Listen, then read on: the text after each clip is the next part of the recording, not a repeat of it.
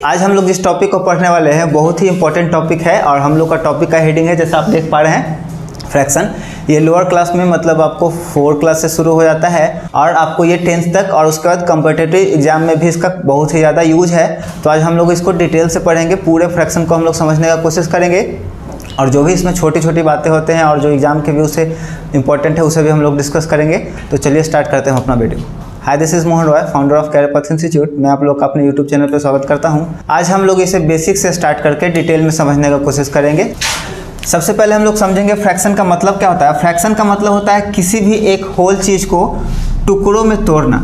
ठीक है, टुकड़ों में तोड़ना। जैसा कि आप देख पा रहे हैं यहाँ पे एक पूरा एक होल थिंग है जिसको मैंने क्या किया है, 4 टुकड़े में तोड़ दिया है ना। तो ये हम लोग का क्या कहलाएगा, फ्रैक्शन कहलाएगा। जनरली अगर बात करें तो फ्रैक्शन को हम लोग डिनोट करते हैं P और Q के फॉर्म में, जहाँ पे P का मतलब होता है न्यूमिनेटर और Q का मतलब होता है डिनोमिनेटर। अगर हिंदी में बात करें तो इसका मतलब होता है अंश और डिनोमिनेटर का मतलब होता है हर। ठीक है, तो न्यूमिनेटर और डिनोमिनेटर को थोड़ा सा समझने की कोशिश करते हैं। यहाँ पर जैसे कि पिक्चर में आपने देखा होगा मैंने क्या बनाया, एक मेरा होल थिंग था, इसको मैंने क्या किया, 4 टुकड़े में तोड़ा। तो जितना भी मैंने टुकड़ा किया किसी भी सब्सटेंस का वो हम लोग का डिनोमिनेटर में जाएगा। तो यहाँ पे 4 हम लोग का डिनोमिनेटर हो जाएगा। अब मान लीजिए ये मैंने इसे तोड़ा क्यों, इसे डिस्ट्रीब्यूट करना था, है ना, बच्चों में डिस्ट्रीब्यूट करना था या किसी को भी देना था। मान लीजिए मैंने 2 टुकड़ा किसी को दे दिया, किसी बच्चे को मैंने 2 टुकड़ा दे दिया, तो ऊपर में ये लिखा जाएगा 2। मतलब आपका न्यूमिनेटर क्या है, जितना भी आपने टुकड़ा करने के बाद किसी को दिया वो क्या कहलाएगा, न्यूमिनेटर। और नीचे जितना भी टुकड़ा में तोड़े हैं डिनोमिनेटर। ये हम लोग का चेंज कर सकता है। जैसे मैं अगर मेरा मन करे तो इसको अभी क्या कर दूं, 2 टुकड़ा और मैंने बढ़ाया तो ये 6 हो जाएगा। यहाँ पे अब 4 नहीं रख करके 6 हो जाएगा।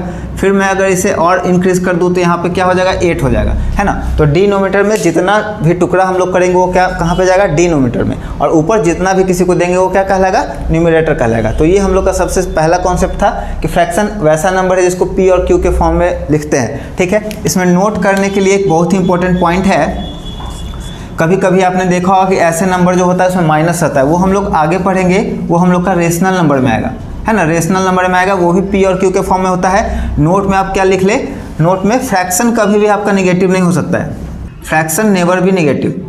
किसी भी नंबर को अगर हम लोग फ्रैक्शन में लिखे तो वो कभी भी निगेटिव में नहीं जा सकता है। जैसे आप समझ ले खुद, मैंने एक होल थिंग को 4 टुकड़ा में किया तो ये हमेशा क्या होगा, पॉजिटिव का ही 4 होगा।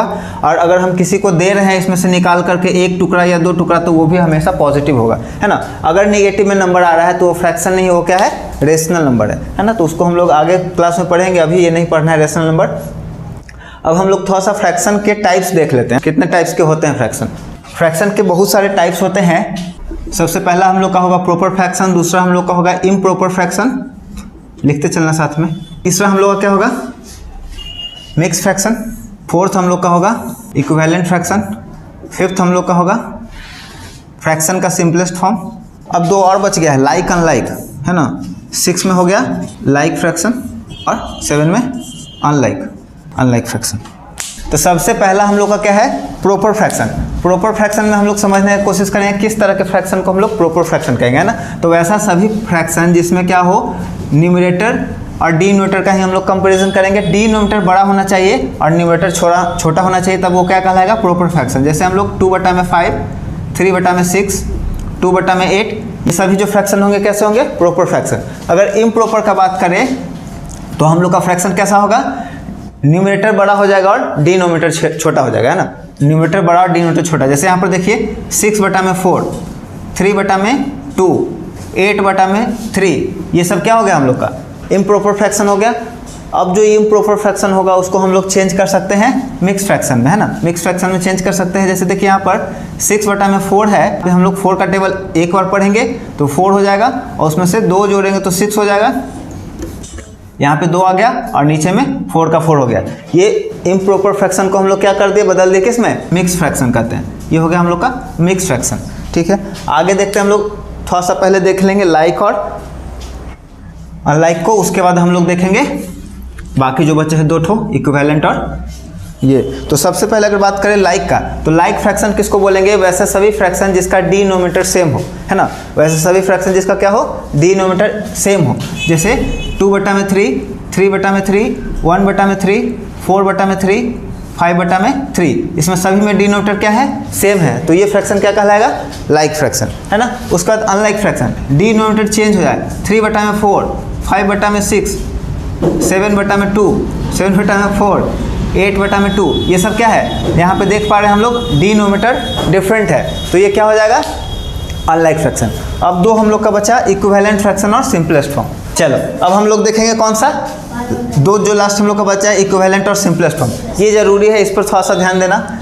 इक्विवेलेंट फ्रैक्शन किसको बोलते हैं, जैसे मान लीजिए हम लोग के पास है 2/3 और बोलेगा इसका 5 नेक्स्ट इक्विवेलेंट फ्रैक्शन लिखे। तो देखिए जब भी किसी फ्रैक्शन को बड़ा करना हो या छोटा करना हो तो हम लोग क्या करते हैं, उसको सेम नंबर से मल्टीप्लाई करते हैं। तो पहला तो ये 1 से गुना है, ठीक है, इसको जब 2 से गुना कर दिए तो 2 2 जा 4 और 3 2 जा 6, है ना। तो ये तो हो गया हम लोग का पहले 2/3, इसके बाद का हम लोग का हो गया 4/6। अब इसको हम लोग अगर 3 से गुना करेंगे तो हम लोग का हो जाएगा 3 × 3, दोनों ऊपर और नीचे हमेशा क्या होगा, एक ही नंबर से मल्टीप्लाई या डिवाइड होगा, तब हम लोग का फ्रैक्शन चेंज नहीं करेगा। अगर अलग कर दिए तो फ्रैक्शन चेंज कर जाएगा, ठीक है। अब इसको हम लोग प्रूव भी करेंगे कैसे नहीं चेंज करता है। 3 से जब गुना किए तो 3 2 जा 6 और 3 3 जा 9। अब इसको 4 से गुना करते हैं, 4 × 4, तो 4 2 जा 8, 3 4 जा 12। ये हम लोग का फ्रैक्शन क्या कहलाएगा, इक्विवेलेंट फ्रैक्शन कहलाएगा। कितना तक, 1 2 3 4 तक। नेक्स्ट 4 स्टेप, क्वेश्चन दे देगा 2/3 का 4 इक्विवेलेंट फ्रैक्शन लिखे, तो हम लोग क्या करेंगे, सेम नंबर से उसको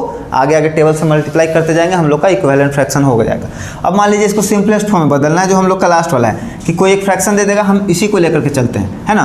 8/12 सिंपलेस्ट फॉर्म में इसको बदलिए। सिंपलेस्ट फॉर्म कहने का मतलब है कि उसको डिवाइड करते करते इतना छोटा कर दीजिए कि इसका HCF क्या हो जाए, दोनों का HCF 1 हो जाए, मतलब अब कोई इसको काटने के लिए नहीं बचेगा।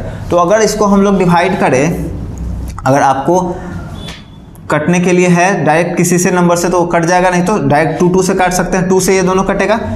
हम लोग 4 से भी काट सकते हैं ना, 4 से अगर इसको डिवाइड करें तो 4 के टेबल में 2 टाइम्स में और 4 के टेबल में 3 टाइम में, ये हम लोग का आ गया। अब देखो इसको कोई एक टेबल नहीं काट सकता, दोनों एक से कटेगा, उसके अलावा किसी से नहीं कटेगा, तो ये अब क्या हो गया, सिंपलेस्ट फॉर्म। अगर डायरेक्ट नहीं कट रहा है तो इसको हम लोग छोटा छोटा कर सकते थे इसी तरह से। इसको पहले 2 से डिवाइड किया है ना, 2 से डिवाइड किए तो यहाँ हो जाता 4 का टेबल में 2 टाइम्स में और 6 का टेबल में 2 टाइम्स में। फिर से इसको 2 से डिवाइड किए, 2 का टेबल में 2 टाइम में और 2 का टेबल में 3 टाइम में। और ये जो हम लोग का आ गया, ये क्या आ गया, सिंपलेस्ट फॉर्म। मतलब इसका अब HCF क्या होगा, 1 होगा, इसको 1 के अलावा और कोई नंबर नहीं काट सकता है। ये हो गया हम लोग का सिंपलेस्ट फॉर्म, है ना। तो यही हम लोग का टाइप्स ऑफ फ्रैक्शन था। इसके बाद हम लोग देखेंगे कौन सा, ऑपरेशन ऑफ फ्रैक्शन, है ना। वो मेडिकल वाला ऑपरेशन नहीं, इससे जोड़ घटाव गुना भाग जो करेंगे वो, है ना। ऐसा नहीं कि ऑपरेशन चीर फाड़ नहीं समझ लेना तुम, क्या करेंगे, ऑपरेशन मतलब फ्रैक्शन का जोड़ घटाव गुना भाग और क्या, कंपैरिजन भी करेंगे, है ना। कंपैरिजन भी होता है ना। मुझे उम्मीद है आपको मेरे वीडियो से जरूर मदद मिली होगी। वीडियो पसंद आया हो तो वीडियो को लाइक करिए, दोस्तों और परिवार के सदस्यों के बीच में शेयर करिए,